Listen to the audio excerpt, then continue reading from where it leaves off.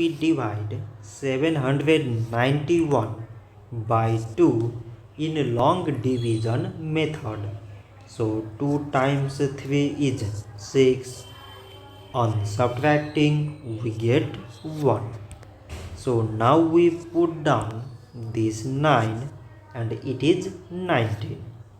So 2 times 9 is 18. On subtracting we get 1. So again we put down this 1 and it is 11.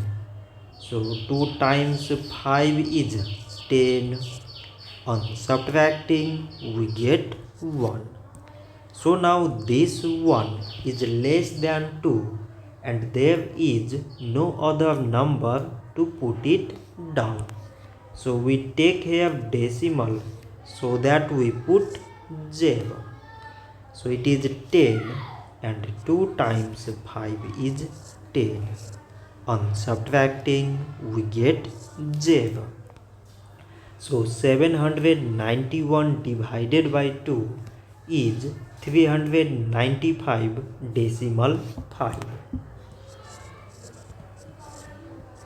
So this much for today and thanks for watching.